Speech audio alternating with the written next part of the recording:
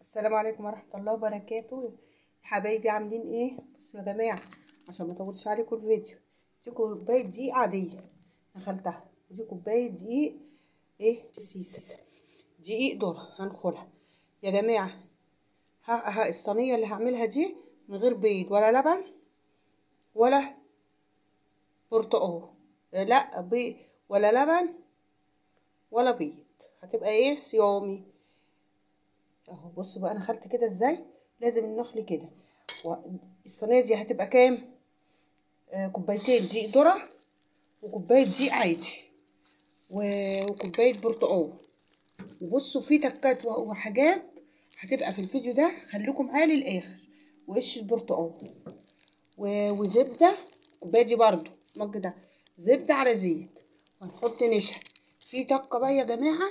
وهنحط ايه ربع كوبايه خل عشان تبقى ماده ايه رافعه، عشان البسيسه دي تبقى مرفوعه منك حلوه وهشه كانها بيض ولبن. هنعمل ايه يا جماعه؟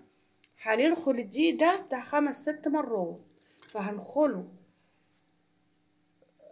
كده نخله مره واحده، هنخله كمان مرتين 3 كمان عشان يخش له الهواء ويبقى ايه يساعد ان هي تبقى هشه وسفنجه. هرجع معاكم بعد ما ادخل الدقيق عشان ايه ما اطولش عليكم الفيديو.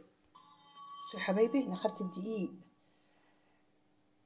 3-4 مرات 5 مرات. بصوا قش البرتقال خلي بالكم اما تبشريها ما تاخدوش الحته البيضه دي عشان دي بتسبب مراره. شايفين خفيفه ازاي، القش الخفيف ازاي. ودي ايه البرتقال هنحط كله بقى ايه السوائل كلها هنا كده في ايه في الخلاط. الزيت، الزبده، الخل ده حط ربع كوبايه عشان دي ماده ايه رافعه. حط برضو كده ايه ربع كده كوبايه. والمج ده هحط سكر. هنرجع ونشوف مع بعض اما اضرب السوائل دي بقى كده كلها مع بعض، الزبده والزيت، وبعد كده هضيفهم بقى على هنا ونقلب مع بعض ونشوف الدنيا هتبقى فيها ايه.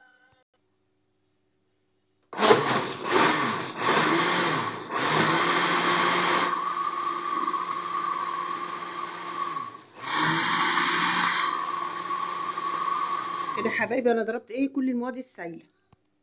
بصوا يا حبايبي هنا البيكنج باودر حطيت هنا كيس بيكنج باودر على الدقيق، حطيت الفانيليا على ايه المواد السائله اللي انا ضربتها في الخلاط دي، وحطيت ربع كوبايه نشا، كوبايه كده ايه ربع كوبايه دي نشا وربعها خل.